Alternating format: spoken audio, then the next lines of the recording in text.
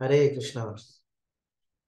So yesterday we had discussion on the section. We began the section of Buddhi Yoga, that is Nishkama Karma Yoga, means detached work without reactions. And in verse number 38, Krishna told Arjun that you should exhibit equanimity in dualities and fight as your duty. In 39th verse, he spoke about Buddhi Yoga. So he told that this is your you should engage your intelligence in this yoga, and in this way you won't become free from bondage of work. So basically Krishna has told Arjun that you should do your duty, but in the spirit of detachment. In fact, more than that, doing it as a service to me, means Krishna. So let us go to the next verse now. 40th verse, please recite.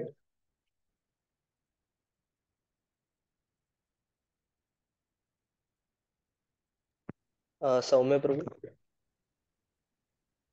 नेहाभिक्रमनाशो अस्ति नेहाभिक्रमनाशोऽस्ति प्रत्यवायो न विद्यते प्रत्यवायो न विद्यते स्वल्पमपि अस्य धर्मस्य स्वल्पमपि अस्य धर्मस्य त्रयते महतो भयात्.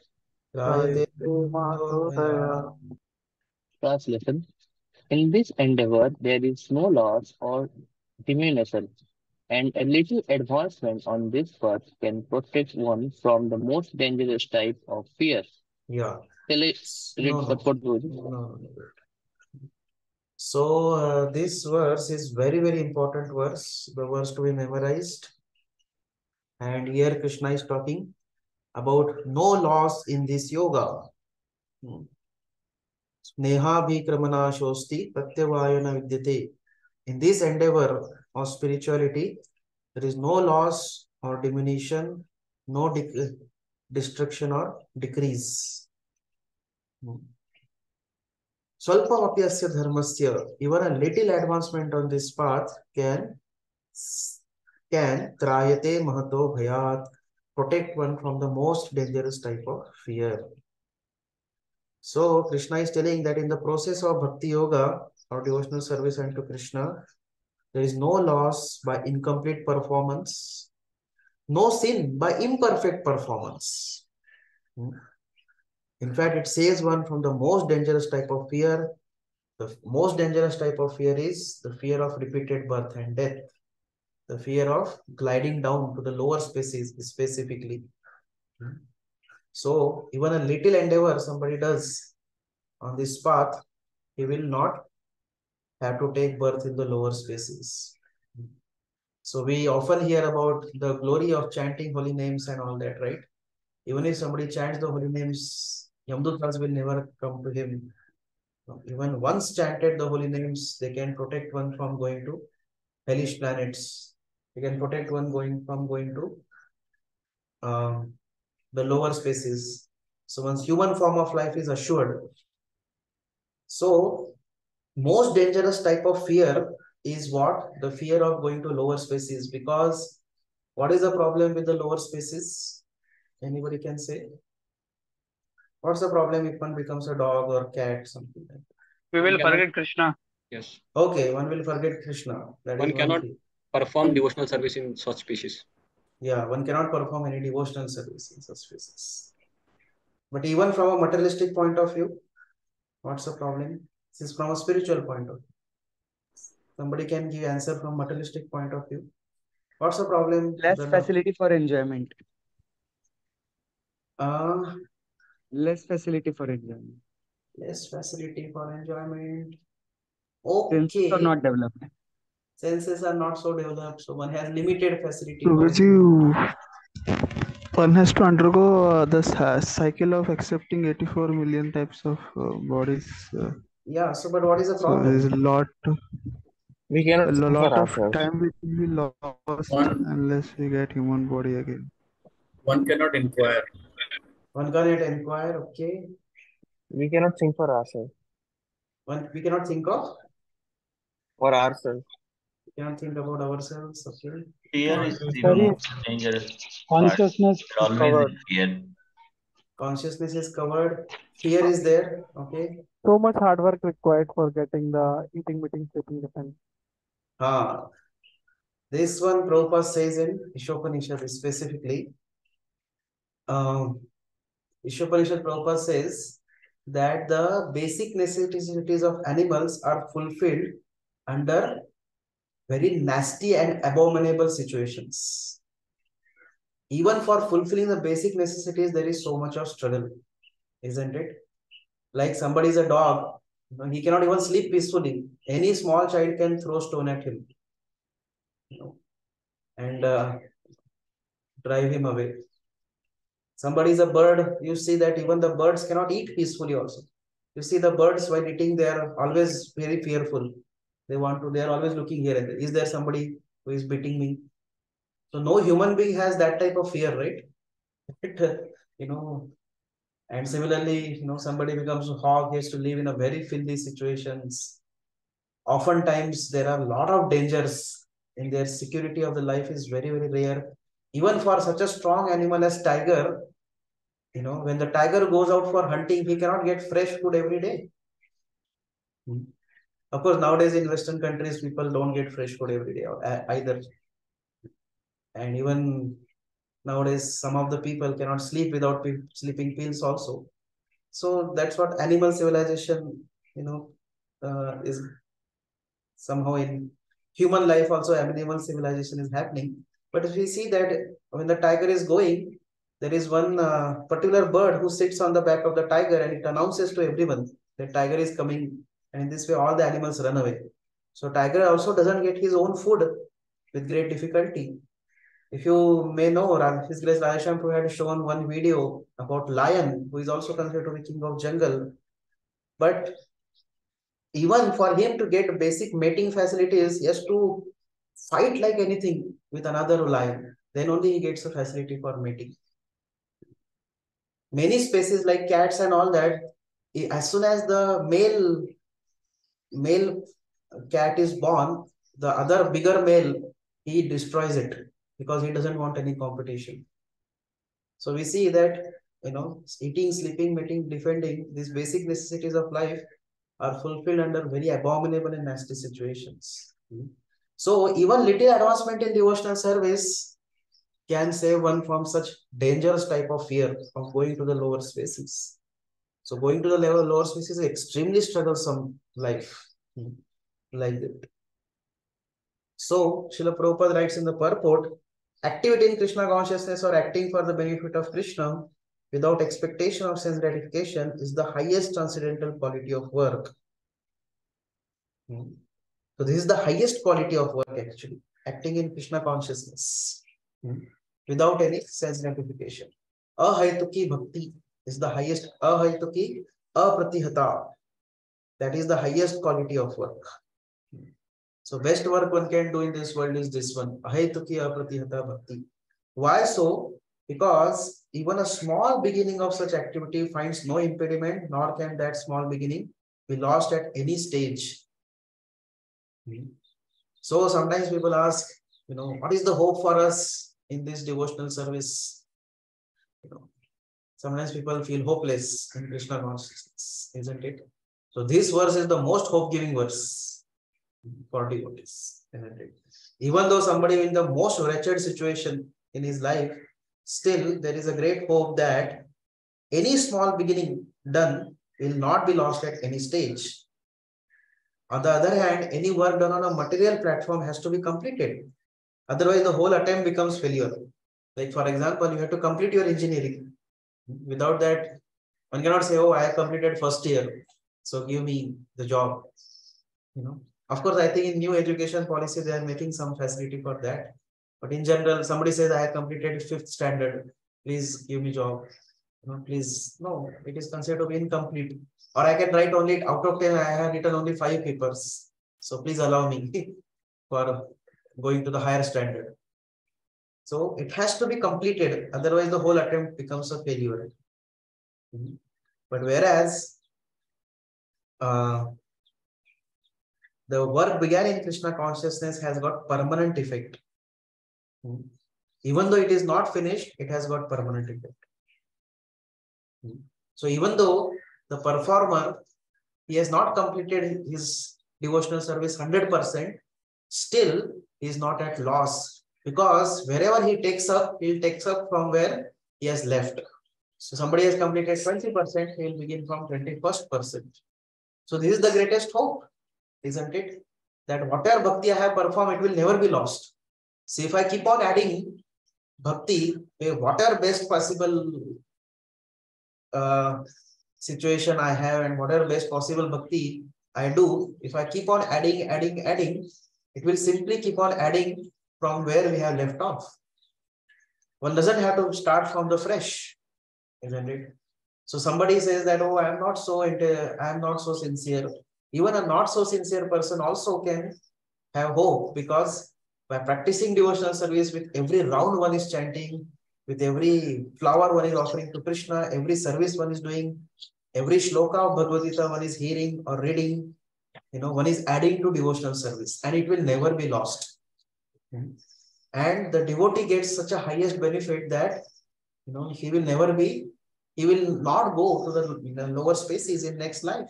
He'll surely get human form of life. And, and further also Krishna will speak ahead, what are the benefits, even if one does not complete. Hare Krishna, please mute it. Gautam too. Yeah. So even if there is little, even if there is little advancement, still one gets unlimited benefits of it. So practice of devotional service is always beneficial. It is never a lose game. It is always a gain game.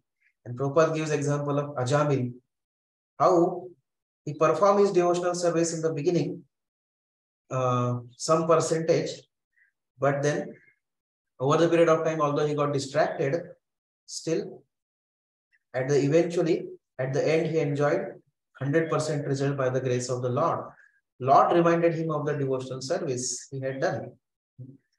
So on the other hand, material benefits, they are perishable.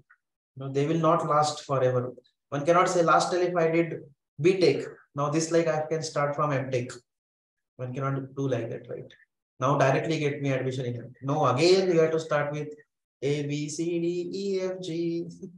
Like that, one has to start with basic again. So that's why Prabhupada quotes Jesus Christ. What profit a man if he gain the whole world, yet suffer the loss of his eternal soul? Prabhupada is quoting in the purport. So all material activities end with the body. This is the third thing. The material activities end with the body, but work in Krishna consciousness carries one to the next life also, even after loss of body. So, and what is the result of performance of devotional service? The result of performance of devotional service is one gets human form, not a human form in the wretched family, either in the family of cultured Brahmana or rich aristocratic family. That's the benefit. So in this way, Krishna consciousness is always very beneficial. Whether little or more or greatest, highest perfection, it is always beneficial. So one should derive great hope from this, and with great determination, one should practice Krishna consciousness. Because endeavor in Krishna consciousness, Buddhi Yoga saves us from the rebirth in the lower species and from remaining trapped in the wheel of samsara. There is no loss or diminution because the advancement is eternal, whereas material advancement is temporary. So in this way, now previously Krishna chastised Arjun. Now Krishna is encouraging Arjun to hear about Buddhi Yoga and to practice devotional service. So here one question is there. Is it only true for those who have accepted initiation? No. All others also. Anybody who has chanted holy names, they get all this benefit. The endeavor that is being mentioned here is Karma Yoga, Buddhi Yoga, or pure Bhakti Yoga. Basically, the endeavor which is done in the spiritual life is in general spiritual life. So, if a Karma Yoga to degree one practices on material platform, to that degree the results will be temporary. So if the result of karma yoga is one goes to heaven, then the result is surely temporary.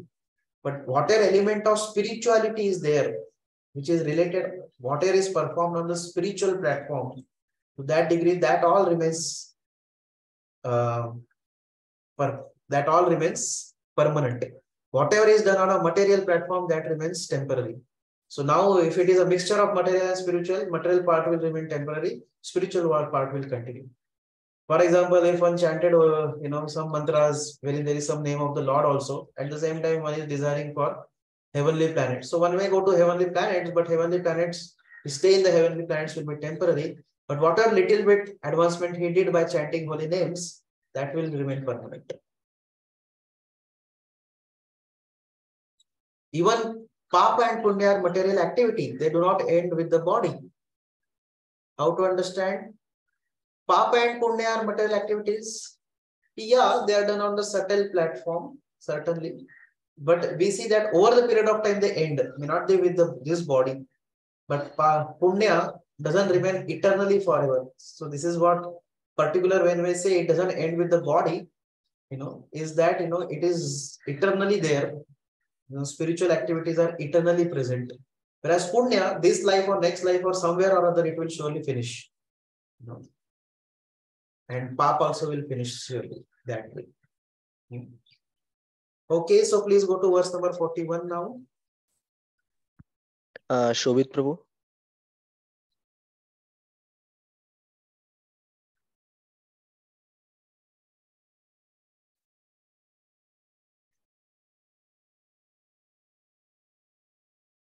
Okay, we'll go to next. Shrikar Prabhu.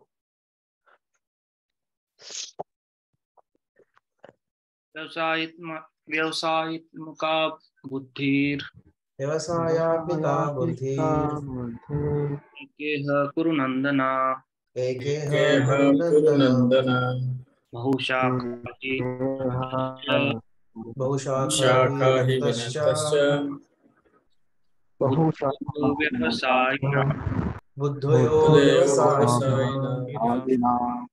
Translation: those who are on this path are resolute in purpose, and their aim is one.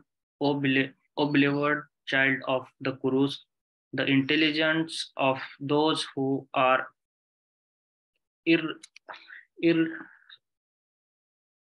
irresolute is many branched. Yeah, so this is very, very important verse again to be memorized.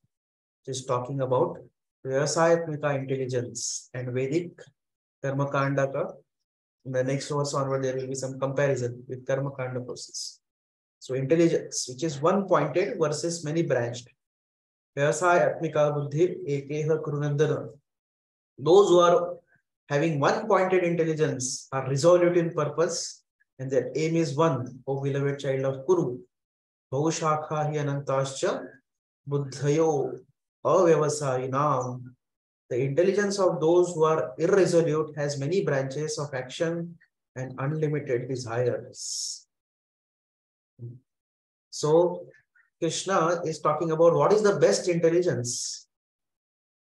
In this world, to achieve success in any path, one has to have one pointed intelligence. Focus has to be there. Amongst all types of intelligence, the intelligence which is concentrated in Bhakti Yoga is the best. Such Vyavasayatmika Buddhi is strong faith that Bhakti unto Lord Krishna will elevate one to the highest perfection of life. If Krishna is satisfied by one's actions, then everyone will be satisfied. So, that's what Prabhupada is also mentioning in the purport. Strong faith, Prabhupada is quoting Madhya Leela, Chaitanya Charitamrita. Shraddha Shabde Vishwasa Kahe Sudruda Nishchay Krishna Bhakti Kaile Sarva Karma Krita Hai. That the Bhakti means, or Buddhi Yoga, what we are talking about now, the definition is a strong faith that by which Krishna consciousness one will be elevated to the highest perfection of life. That is called as Vyavasayatmika intelligence. Sudruda Nishchay. Nishchaya means determination. Sudruda means strong determination and solid faith. So that is Vyavasayatmika Buddhi. And next Prabhupada gives the definition of faith. Faith means trusting something sublime. So often we may not be able to perceive everything in Krishna consciousness through our senses. We cannot see, we don't have any vernier caliper to measure how much, how much advancement I have done, or how much I have developed faith, or how much I have developed humility. So these things, or how much, one sense whether how much, Lord is accepting my service or not. These things are little inconceivable for us because they are sublime platform. They are on the spiritual platform. So apparently the devotee appears to be not getting much reciprocation or kind of not much visible results. ऐसा नहीं कि 4 माला जप करने के बाद तुरंत कुछ तो हो गया. ऐसा कुछ होता नहीं. या इनिशिएशन लेने के बाद those who are initiated, sometimes those who are not initiated, they feel that initiation के बाद something is going to happen special. But after initiation, person understands, okay, 2-4 दिन तक बहुत कुछ लगता है. उसके बाद normal life goes on, isn't it? So ऐसा कुछ visible, materially perceivable things don't happen in devotional service, So, but still one continues on the faith in the words of the Lord and in the faith of the process of the Lord, then process given by the Lord, that is called as faith. And how does one put such a faith? Because one understands that these things are perceivable. Although things are not perceivable on material platform, but on the spiritual level, one can understand, yes, my heart is getting cleansed. I am developing more and more taste in devotional service. I am developing more and more faith in the process of devotional service. So that's what the definition of faith is. Unflinching trust in something sublime. Something sublime means that which cannot be perceived on a material level. That's why outside people feel, अरे आप लोग इतना जप करते हैं, आप इतना भक्ति करते हैं, आपको क्या benefit हुआ? That's what they say. No. Have you become college topper? Have you become a rich man? Have you become even have you become a most healthy boy personality? All your health has become now recovered and no diseases are there. So these things are not observable as such after becoming devotee. So the benefits are on the spiritual level. Things may not be always, benefits may not be always observed on material level. Sometimes they are there, sometimes they are not there. But on the spiritual level, surely the benefits are there. So one who perceives such benefits on spiritual level and puts trust on the words of Krishna, that is a person of solid faith. So Prabhupada says that when one is engaged in the duties of Krishna consciousness, he need not act in relationship to the material world with obligations to family, traditions, humanity, or nationality. Duty activities are engagements of one's reactions from past good or bad deeds. When one is awake in Krishna consciousness, he need no longer endeavor for good results in his activities. When one is situated in Krishna consciousness, all activities are on the absolute plane. So when one puts faith in this, that Krishna consciousness is sufficient to get all types of good results, So there are no other thing required for me. Actually, I am a spirit soul, and what I actually need is Krishna Bhakti and nothing else in life, So that trust or faith, that is the Vyavasayatmika Buddhi. So Prabhupada says further, the highest perfection of Krishna consciousness is renunciation of material conception of life. If one thinks that I need lot of material things in my life, so that is not perfect platform. A perfect platform is realization that I am spirit soul and my most important need is to practice Krishna consciousness, devotional service. And if I practice devotional service, then I can get real satisfaction and happiness. And how much ever I may try on a material platform to become perfect, still I will not be satisfied. So in any situation in material, whether material upheavals may be there, I must practice Krishna consciousness with full determination. So this is called as Vyavasayatmika Buddhi. And Prabhupada says that this state is automatically achieved by progressive Krishna consciousness. Now, what is the basis of such resolute determination or Vyavasayatmika Buddhi? Prabhupada says the basis is knowledge. What is that knowledge? Knowledge is Krishna is all in all. He is the root of all manifested causes.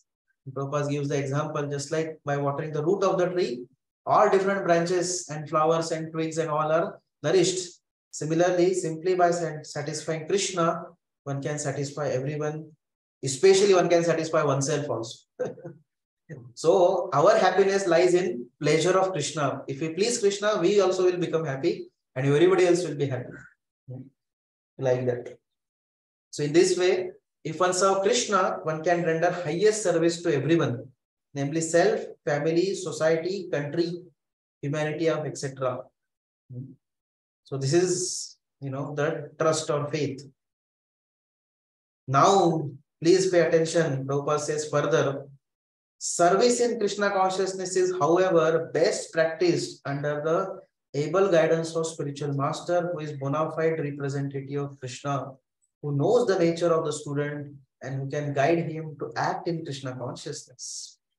As such, to be well versed in Krishna consciousness, one has to act firmly and obey the representative of Krishna, and one should accept the instruction of bona fide spiritual master as one's mission in life. And that's how Prabhupada quotes as Yasya prasadat bhagavad prasado, Yasya prasadan na gati kutopi. So, the role of Guru is very important. Although one may practice devotional service, but if does not accept devotional service, but does not accept a bona fide spiritual master, his devotional service cannot be very effective. That's why one must accept spiritual master. That is no option to it. One has to accept spiritual master. And the spiritual master, by his guidance and by his mercy, when one obeys the representative of Krishna, that is spiritual master, and when one accepts the instruction of spiritual master as one's mission, so that is what is gives rise to the advancement, and that is what gives rise to resolute determination to practice. So that's why we see that all great souls, some of the personalities, although in the beginning also they were themselves very great, like Chaitanya Mahaprabhu, he was already self-realized. Of course, he's God. There is no need of self-realization for him. But still, to set an example for the whole world, he accepted spiritual master. Krishna accepted spiritual master. Ram accepted spiritual master.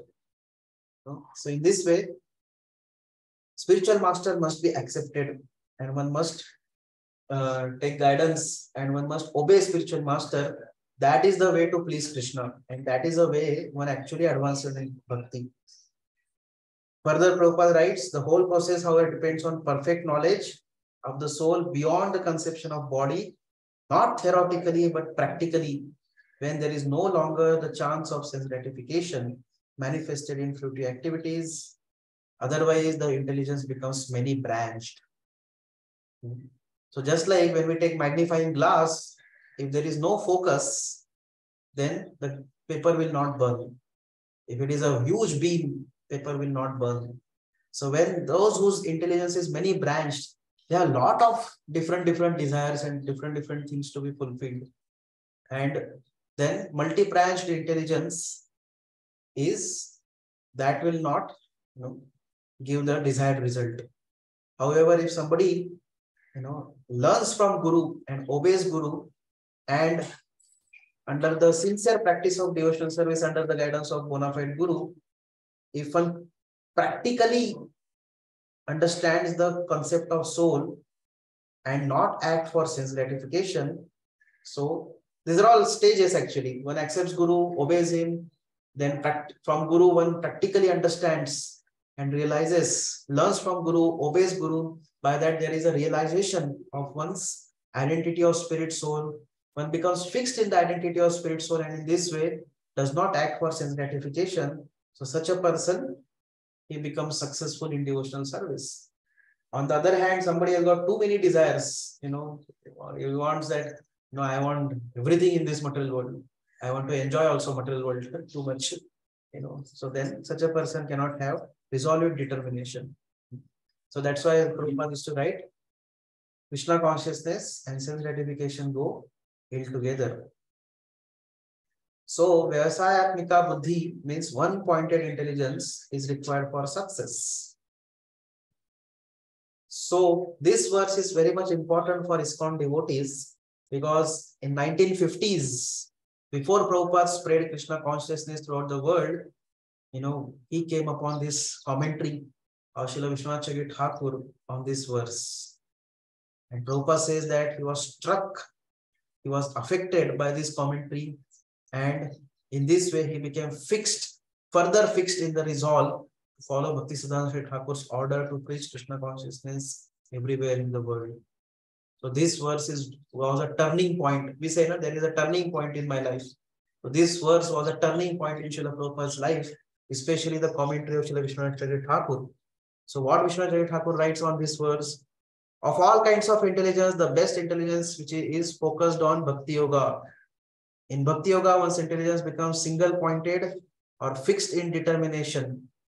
One thinks, the instructions of my spiritual master to worship the personality of Godhead by chanting, remembering, serving his feet, and so on are my only sadhana, my only sadhya, my only livelihood. I am unable to give up these instructions either in the stage of practice or in the stage of perfection. They alone are my object of desire and my only responsibility. Besides them, I can desire no other responsibility, not even in my dreams. It is all the same to me whether I feel happy or unhappy, or whether my material existence is eradicated or not. This is what Vishwanath Thakur writes. So in this way, we see Sri Prahlad Maharaj also, even though Lord Narasimhadev came in front of him, but he said that, Katham Visrujya Tava Bhritya Seva, how will I give up the service to my Guru Maharaj? It is only by mercy of Guru Maharaj that you are present in front of me. So although Prahlad Maharaj was himself also very elevated, and Narasimhadev had come specifically for Prahlad Maharaj, still Prahlad Maharaj said that, I cannot give up the service to my Guru. So that is the consciousness of a person, who is advanced in bhakti, that I am unable to give up these instructions either in the stage of practice or even if I become perfect. Mayavadis, they give up their Guru in the stage of perfection. They say, Guru is not required. No, I have become God now. Why God requires? But devotees, they say that, Chakshudan dilo jai, janme janme Prabhu say, life after life, I want to follow instructions of my Guru. So in this way, Prabhupada comments further on this verse in the Bhagavatam also, 2.4.3 to 4. Prabhupada says, the whole matter is concluded in Bhagavad Gita as Vyavasayatmika Buddhi, or the absolute path of perfection. Srila Baladev Vidyabhushan defines this as Bhagavad Archana Rupaika Nishkama Karmabhir Vishuddha Chittaha, accepting transcendental loving service to the Lord as the prime duty, free from fruitive reaction, is what Srila Baladev Vidyabhushan says. Okay, so there are some 1-2 questions.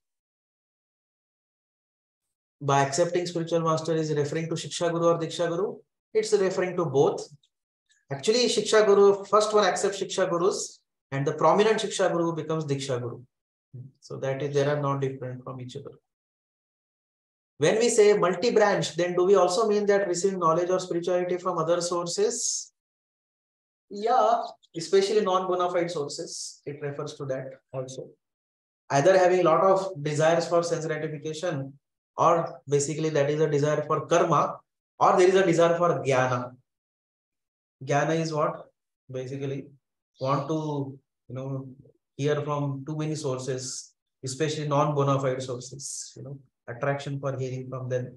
So that is also multi-branched. So, but if one hears from bona fide sources, then they're all in same line. So that is not considered to be multi-branched. But non-bona fide sources especially. So at the same time, I understand the intention of question is also that sometimes one may give up hearing from Guru and keep on hearing from so many sources.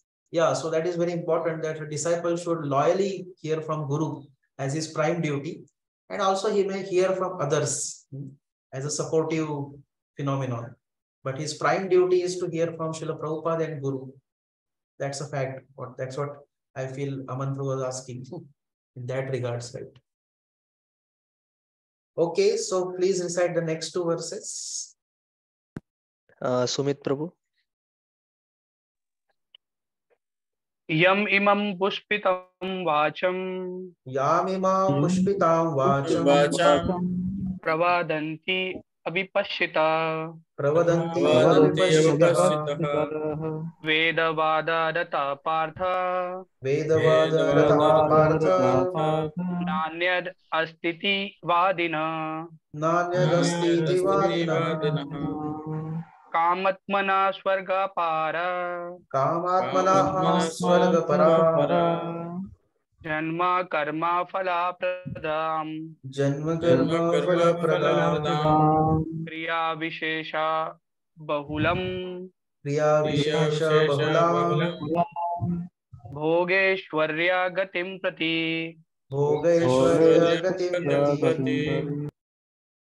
Translation: Men of small knowledge are very much attached to flowery words of the Vedas, which recommends various fruitive activities for elevation to heavenly planets, resultant good birth, power, and so forth.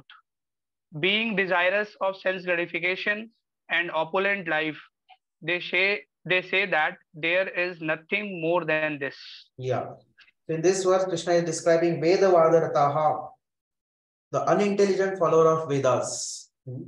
What are they? They are attached to the flowery words of Vedas. Pushpitam Vacham. And what these flowery words of Vedas are recommending? They recommend various types of fruitive activities for going to heaven, or good birth, or power, and like that, so forth. So being desirous for such sense enjoyment, bhoga, and material opulence, Aishwarya, they say that there is nothing more than this. So this is what are the Vedavadarata people. So generally we say that anybody who desires heavenly elevation, so for that there are many sacrifices which are written in the Vedas, and one must perform sacrifices. So those who are people who are with poor fund of knowledge, this is Prabhupada's special terminology, poor fund of knowledge. They think that this is the whole purpose of Vedic wisdom. They think that the Vedas means what? Keep on doing various sacrifices, pujas and vratas, and in this way enjoy life, enjoy material life either in this life or go to Swarga in next life, and in this way enjoy there.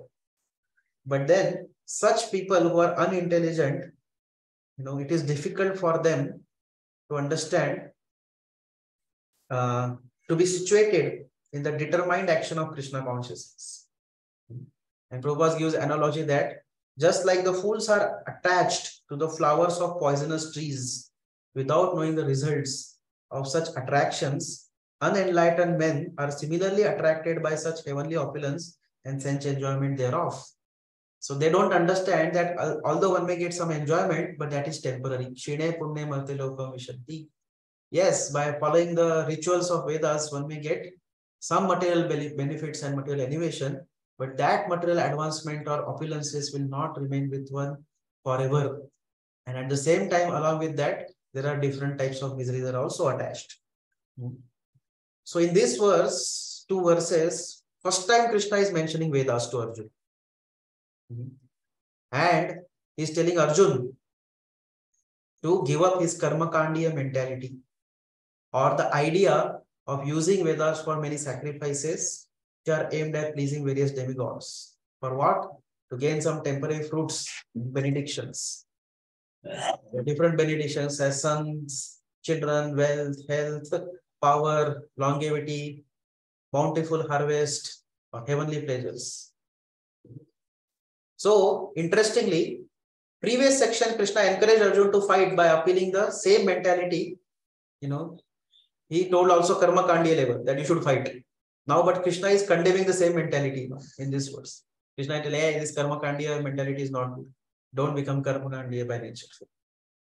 So, although previously Krishna encouraged Arjuna to fight to obtain heaven, Swarga para, he told, Hato va prapsase swargam. Now, in this verse, Krishna is speaking on the higher level of Buddhi Yoga, and that's why he's condemning Karma Kanda. Okay, the next verse, 44th verse, please recite. Sumukha Vishnu Prabhu.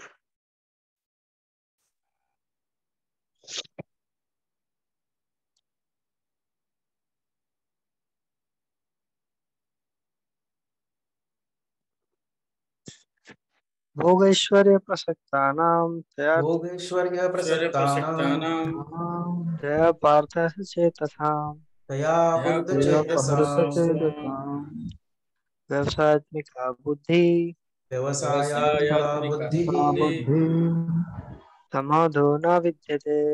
समाधो न विधीयते. Translation. In the minds of those who are too attached to sense enjoyment and material opulence and who are bewildered by such things, the resolute determination for devotional service to the Supreme Lord does not take place. Yes. So those people who are attached to sense enjoyment and of material opulence, bhoga and aishwarya. Bhoga means material enjoyment, aishwarya means material opulences. So when he is attached to bhoga and aishwarya, he cannot have one-pointed intelligence. So this is also very important verse to be memorized. Bhoga aishwarya prasaktana taya aparuta chetasam. For those who are too attached to sense enjoyment and material opulence, and they are bewildered by them. How bewildered? Their consciousness is stolen by lust and greed. They become too much greedy and lusty. For such people, vyavasayatmika buddhi samadhona vidhiyate, resolute one-pointed intelligence, determination for yoga, and fixed mind does not take place.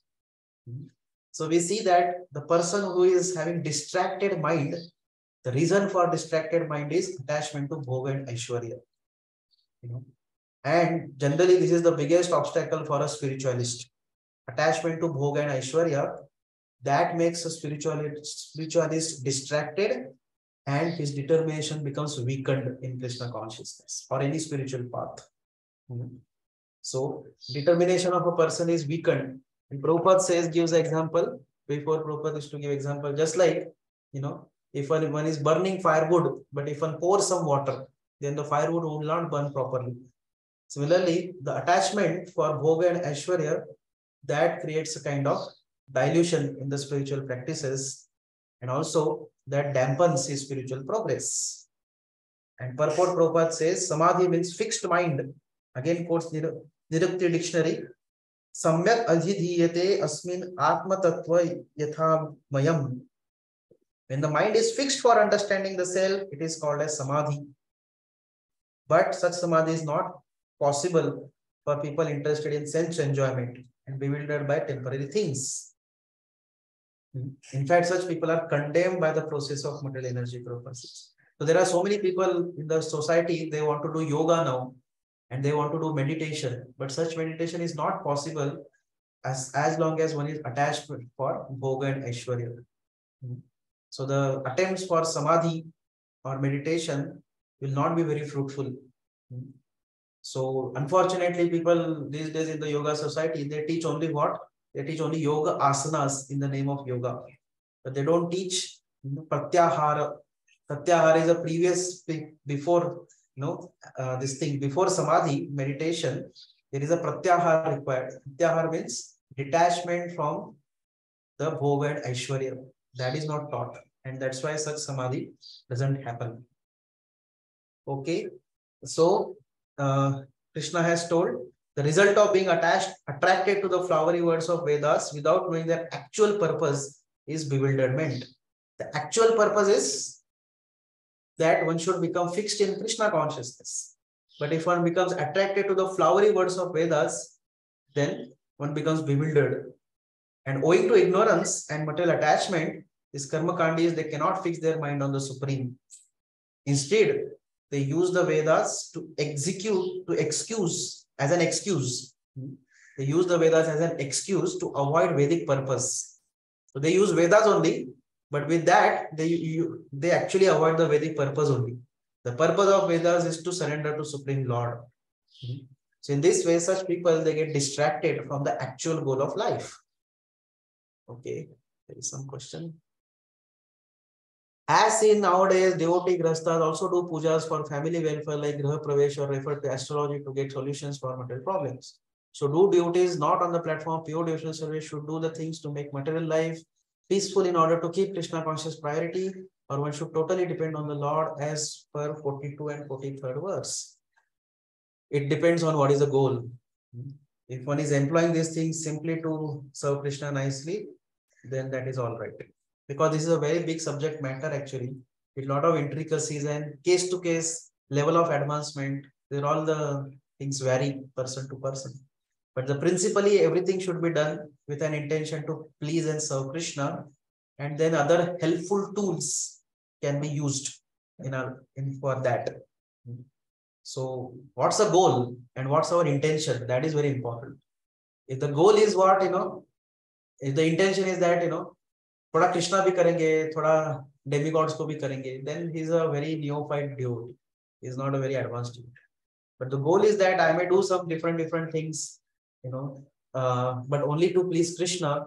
And that's what, Prithu Maharaj did also. If you read Prithu Maharaj section, he did various rituals of Vedas, but his goal was only to please Krishna. He had no confusion in neither in his understanding or in his intentions. He did not say that Krishna को please करेंगे, थोड़ा demigods को भी खुश कर देते. No, he understood that demigods are simply parts of Krishna. If Krishna is pleased, everybody else is pleased. So he did other things as a matter of duty, but his whole and sole intention was to simply please Krishna. So that's the main point. And other details, one can work out with one's own guide, spiritual guide. Okay, please recite 45th verse. My Prabhu.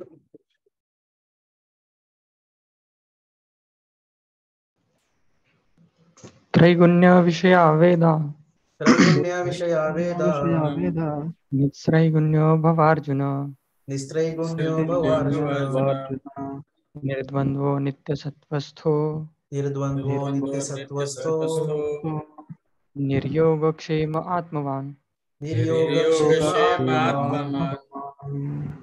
Translation: The Vedas deal mainly with the subject of the three modes of material nature.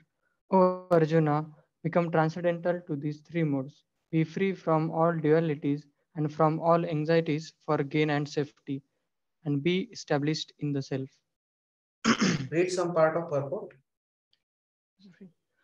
All material activities involve actions and reactions in the three modes of material nature. They are meant for fruitive results, which cause bondage in the material world. The Vedas deal mostly with the fruitive activities to gradually elevate the general public from the field of sense gratification to a position on the transcendental plane. Yes, Arjuna. That's it. So basically, we see that especially 4 Vedas are meant for kind of karmakandi activities. And in this way, they deal with fruity activities for kind of, elevation in economic development and sense gratification. But the purpose of Vedas is gradually elevation to the transcendental plane also. On the other hand, if those people, if they get stuck up only on the karma kandi activities, they don't go to transcendental plane. But if somebody properly understands the Vedas, then eventually he comes to the position of transcendental platform. So which begins with Brahma Jidyasa. So Prabhupada says in the purport that all living entities are in material world are struggling for existence, and for them, when the creation took place, Lord gave them the Vedas. What is the purpose of Vedas? How to live in this world and how to leave this material entanglement. L-I-V-E and L-E-A-V-E. How to live in this world and how to get rid of this material entanglement. So, but when the person goes beyond activities of sense gratification, the Karma Kanda chapter ends and one comes to Upanishads. And there one comes to the platform of spirituality. And further one goes, then, so Prabhupada says the Upanishads mark the beginning of transcendental life.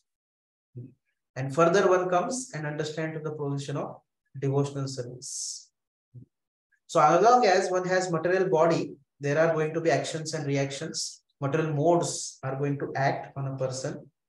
So, but one has to learn to tolerate dualities of the world. And by tolerating such dualities, one should become free from anxieties regarding gain and loss. On the other hand, one should try to come on the transcendental position in which one is in full Krishna consciousness and one depends on the goodwill of the Lord. So depending on the goodwill of the Lord, and in that way, one becomes free from anxiety for good and evil. When one depends on the Lord, then one is no more troubled by the various what if, various, aisa hoga to kya hoga, what if that, what if this.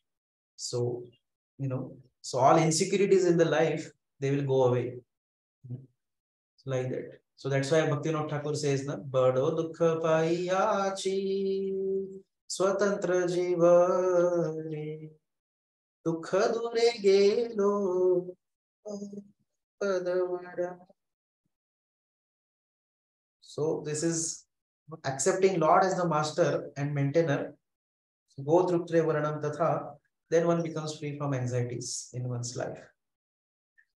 So, yeah. So here we see that Krishna is telling that Vedas deal mostly with fruitive activities. Purpose is to gradually elevate general public from sense gratification to transcendental position. Now, Nistraigunya, Krishna is telling. Nistraigunya means go beyond three modes. So we see Krishna is recommending Bhakti over here in this verse. Why? Because only Bhakti is beyond three modes. And when one practices Bhakti, then one goes beyond three modes. One transcends the mode. Whereas Jnana and Karma, they cannot be considered to be Nistraigunya. Because Jnana has the presence of Sattva, goodness in it. And Karma has the presence of Rajas, passion in it. And that's why the process of Jnana and Karma, one cannot become truly Nistraigunya. Only the process of Bhakti makes one Nistraigunya. So, Krishna instructs in this way Arjun to rise above fruitive performances of duty rather than fighting to gain heavenly pleasures or to avoid infamy. He should be established in self-realization. So Arjun had previously reasoned that by destroying family traditions that would end the performance of karma kanda rituals. Krishna now defeats that argument of Arjun. If you remember, that lupta pindodaka kriya, this different things Arjun had spoken. So now Krishna defeats all those arguments by telling to rise above such karma kandiya rituals because these rituals are contaminated by three modes of material nature. Hare Krishna, Prabhuji. Hare Bol. Prabhuji, what is the meaning of full last sentence of this purport? This transcendental position is achieved in full Krishna consciousness when one is fully dependent on the goodwill of Krishna. Goodwill of Krishna means whatever Krishna gives for me, that is what is best for me. So I happily accept whatever Krishna sends for me. Okay. That's what is goodwill. Krishna. Yeah. Will means desire. Thank you. Yes. Then here the question is, respecting them is necessary. It may won't please if we don't reject. Our devotee respects demigods, but he doesn't worship them as supreme. Okay, go to verse number 46. Prabhuji, this verse is answer to which question? This Lupta Pindodaka Kriya and all that Arjun says now that what will happen is that all these karma kandiya processes and all which are family traditions and all, they will be discontinued. If all the soldiers are killed, then family traditions will be discontinued. So Arjun is telling, go beyond these karma kandiya rituals, become self-realized. Okay, Guruji. 46th verse, please recite. Varun Prabhu. यावनार्थ उदापाने यावानर्थ उदपाने सर्वतः संप्लुतोदके सर्वतः संप्लुतोदके तावान् सर्वेषु वेदेषु तावान् सर्वेषु वेदेषु ब्राह्मणस्य विजानतः. ब्राह्मणस्य विजानतः. Translation: all purposes served by a small well can at once be served by great reservoir of water. Similarly, all purposes of Vedas can be served to one who knows the purpose behind them. Yeah, so one who knows the purpose behind the Vedas, what happens to him? One who knows, then he can fulfill all the purpose of Vedas. So purpose of Vedas is to know and worship Supreme Lord, who is the knower and compiler of the Vedas. So it is mentioned further, 15th chapter. Vedeshta sarve ahameva vedyo. The goal of Veda is to understand Krishna. And when he knows this purpose, then all other purposes of Vedas are automatically fulfilled. And Krishna gives a comparison in this regard. So we will see this comparison. Vishnu very nicely explains it ahead. We'll see this ahead. So in the purport, Prabhupada says that rituals and sacrifices mentioned in Karma Kanda division of the Vedic literatures, the purpose of them is to encourage gradual development to self-realization. So ultimate purpose of Vedas is to understand Krishna, who is the primeval cause, and in this way, get self-realization. Self-realization means understanding the Lord and one's eternal relationship with Him. But, also it is not possible, Prabhupada says further ahead in the purport, that it is not possible for a common man in this Kali Yuga to follow all the rules and regulations of Vedas. Also, not it is possible to understand the Vedanta Sutra and Upanishads thoroughly. It requires much time, energy, knowledge, and resources to execute the purposes of Vedas. So we see things are not so easy. From where we are going to gather all the ingredients for Yajna, isn't it? It's not so easy. So many rules and regulations are there. There are rules, there are mantras to be chanted even while brushing. And what twig should be used for brushing the teeth? There's no mention of toothbrush. There are various twigs of different trees are mentioned also. So where we are going to get such trees and all that? Nowadays in the flats, there are no trees only sometimes. So, and from where to get a neem tree and then Dwadashi, some different tree twig for brushing the teeth. So these things are very tough.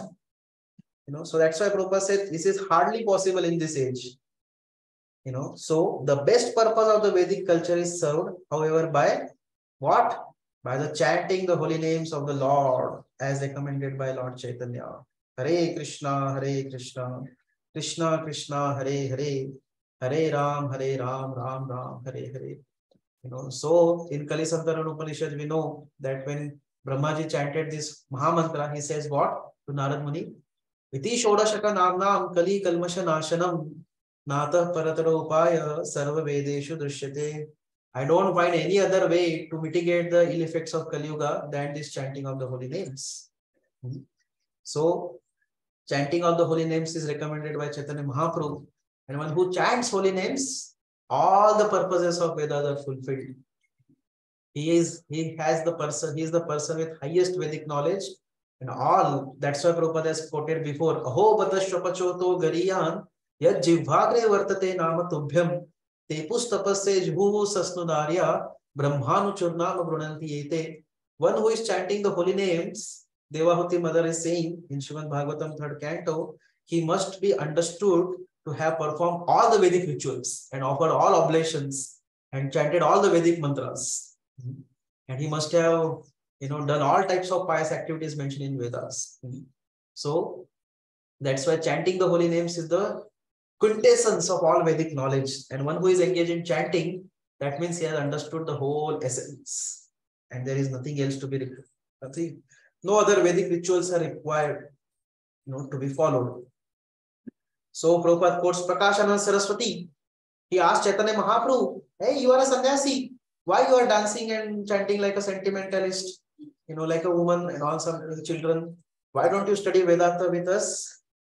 So Chaitanya Mahaprabhu said that Guru More Murkha Dekhi Karila Shasan. He said Guru saw me as a foolish person, and he told, you have no Veda Adhikar, you have no capacity to understand and read Vedas. Better you chant. And when I followed this order of my Guru to chant holy name, I became mad with ecstasy. So Prabhupada says, in this whole Kali Yuga, the most population is foolish and cannot be adequately educated to understand Vedanta philosophy. But same purpose of Vedanta philosophy can be achieved by inoffensively chanting the holy names of the Lord. In fact, Vedanta is the last word in Vedic wisdom, and the author and the knower of the Vedanta philosophy is Lord Krishna himself. So that's why, who is the highest person, who is the complete knower of Vedanta? The highest person, highest knower of Vedanta is a great soul who takes pleasure in chanting the holy names of the Lord. So this is the purpose of Vedic mysticism. How beautiful. These kind of commentaries of Prabhupada are very unique. So practical, isn't it? Who are going to study all these Vedas and do all these rituals and all? So difficult, so tough. But if one just chants holy names, that's the most effective method, and it is the all-encompassing method, and it gives the highest result. The purpose of Vedas to bring the soul to lotus feet of Krishna is very easily solved by the process of chanting. Now, Srila Vishwanath Thakur, he comments that in India there are various wells. So Krishna is given analogy here. There are many wells. One well is for washing clothes. Another well is for, washing, bathing after clearing. Another well is for using for taking water for deity services.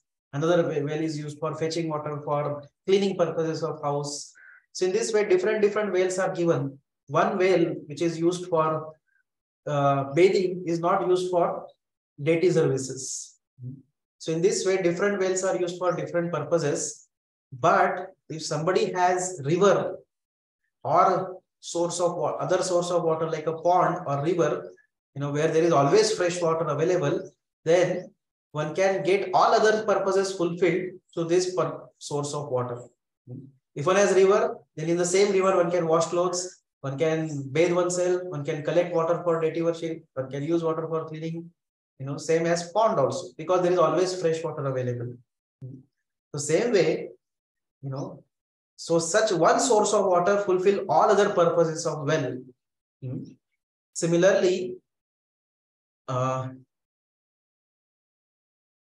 who is Vijarataha, in complete knowledge of the Vedic purpose, need only perform Buddhi Yoga for the Lord's pleasure. One who performs Buddhi Yoga, he satisfies the purpose behind the Vedas. And in this way, Karma Kanda rituals become unnecessary. Even if somebody has got material desires, still he should perform Buddhi Yoga. Because by performing Buddhi Yoga, he will become purified, and in this way he will become fixed in transcendental knowledge. Like that. So, this is what Vishwanath Thakur is giving commentary. Now, please recite the next verse. Very famous verse, right? Please recite it. Yogesh Prabhu. Karmanyevadhikaraste.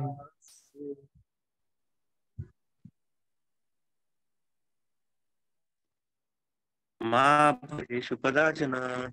Ma phaleshu kadachana. Ma karma phala heturbhu. Ma karma phala heturbhu. Mate sangosta karmani. Mate sangosta karmani. You have a right to perform your prescribed duties, but you are not entitled to the fruits of the action. Never consider yourself the cause of the result of your activities, and never be attached to not doing your work, not doing your duty. Yeah, very famous verse, right? Anybody in the world who knows Bhagavad Gita, if you say what Bhagavad Gita says, Karmanyevadhikaraste. People say this only.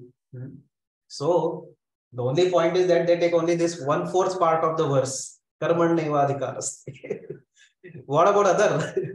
This is called as Ardha Kukkuta Nyaya, right? Ardha Kukkuta means you take only back portion of the egg, hen, which gives eggs, But one says, oh, this front portion of hen has to feed, so let us cut it off. So this will not function, right? The hen has to be accepted whole. One has to feed the hen, then one will get the eggs also. So similarly, if one takes only one portion of the verse and doesn't take the whole thing, then it will not bear the desired fruits. So here it is not even half. Ardha cooked bhi nahi hai either. So it is only 1/4 cooked people take. Karmanyeva adhikaraste. This is the only thing they know in the Vedas. This is the only thing they know in the Bhagavad Gita. Karmanyeva adhikaraste. So, but there are 4 divisions in this verse. First is Karmanyeva adhikaraste. You have right to perform your prescribed duty. But what is second? Ma phaleshu kadachana. You are not entitled to the results of action. Third, ma karma phala hetur bhur. Never consider yourself the cause of results of your activities by desiring the results. Fourth, mate swangasto karmani. Never be attached to not doing your duty by thinking that anyways results are not mine. So anyway, or result will cause bondage. So I'll not function at all. I'll not do my duty at all. So don't become, inactive. So what is karma? Prabhupada writes in the purport, there is a karma.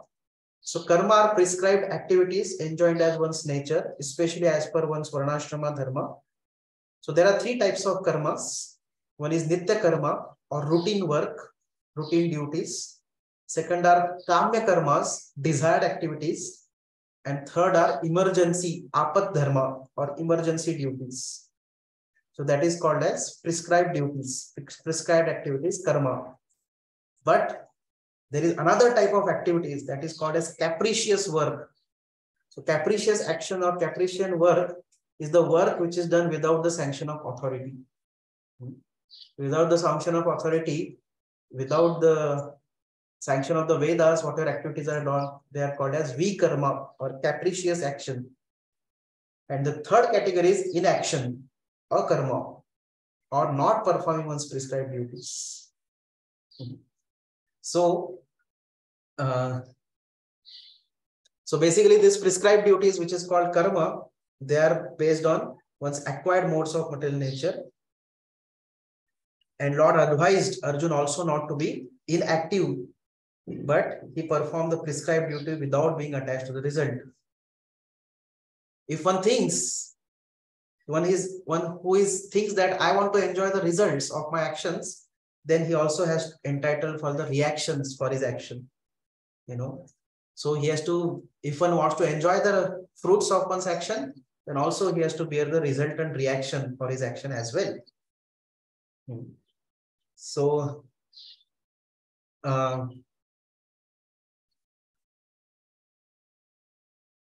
Prabhupada says that routine work performed as an obligation in terms of scriptural injunctions without desire for results is action in the mode of goodness.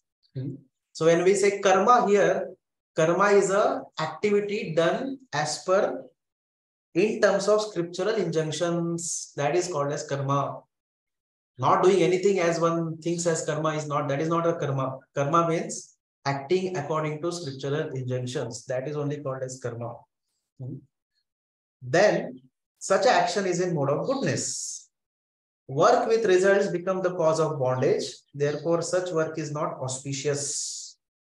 Everyone has his proprietary right in regard to prescribed duties, but should not act for fruits.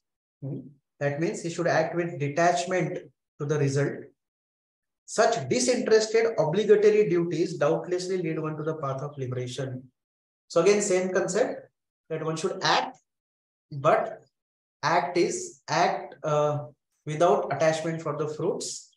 In a detached spirit, one acts, then one is eligible for liberation. So Prabhupada says Arjun was not willing to fight in the battle and wanted to abandon his duty. So such his non-participation battle is also another side of attachment. As we say, attachment and aversion are 2 sides of same coin. Attachment and aversion are 2 sides of same coin. So any attachment, positive or negative, is the cause of bondage. So that's why one should not work with attachment to the fruits. But that doesn't mean, generally we see that if the fruits are not getting, then what is the purpose of doing any work? Better give up all the work. But Prabhupada says, no, inaction is sinful. Mate sangastu akarmani. Don't refrain from performing your duties also because it is sinful. Therefore, fighting as a matter of duty was the only auspicious path for salvation for Arjun. So in this way, in this verse, Lord has chosen to instruct Arjun to perform Nishkama Karma Yoga, beginning with Karmanyeva Adhikaraste, means Arjun's adhikar or his personal eligibility is ever, certainly is for karma, work as per scriptural rules. While working, however, Arjun should not create further reactions by desiring to enjoy the fruits of his work. So this concept of duty, which is dispassionate, proper actions whose performance is his own performance, it's his reward, is becoming increasingly foreign in the modern society. That's what we discussed yesterday. That in Vedic times, the performance of duty was itself considered to be reward. It was not so much about for getting some fruits. And in modern society, we were always thinking, what I'll gain through this? If I do this, what I'll gain? Like that. So there is detached work is becoming too much, rare in this world. So in this way, this is the consciousness in which Krishna wants Arjun to work. One who is attached to the result of his work is also cause of action. Okay, one who is attached to the result of his work is also cause of action. Yeah, because he has to take a reaction for it then. One who wants to enjoy the results of his work, that means he's entitled also to the reactions for his work. That's what is the meaning. He's the cause of action. On the other hand, somebody acts on the behalf of the Lord, then he is not the cause of action. So he doesn't have to worry about the results. For example, somebody is killing soldiers on the order of government, then he is not the cause of such death and is not punished. On the other hand, if he kills his own neighbor by his own, then he is the cause of the death of the person, murder, and he's suffering. He suffers the reaction for it. Okay. Once again, different duties. Different duties are, there is a kamya karma, there is a karma, vihita karma, kamya karma, and there is apad karma. So there is a nitya karma or vihita karma, which are routine duties, those who we perform, like taking bath and all that, taking food for the belly. These are all nitya karma or vihita karma. Then kamya karma is some desired activities. I want to do this particular thing. I want to do that. That is a vihita karma, which are desired activities. And there are emergency duties which are performed only in exceptional circumstances. So that is called as apad dharma or apad karma. Okay, so Prabhus, now I want to take questions because His Holiness Lokanath Swami Maharaj is giving Bhagavatam class. So I would like to quickly rush for the Bhagavatam class. In case you have any further questions, we can talk them in the next Thursday, our next Thursday's class. So thank you very much. Hare Krishna. Granthara Srimad Bhagavad Gita ki jai. Jai. Srila Prabhupada ki jai. Jai. Thank you, Prabhuji. Thank you, Guruji. Thank you, Prabhuji. Hare Krishna. Thank you, Prabhuji. Hare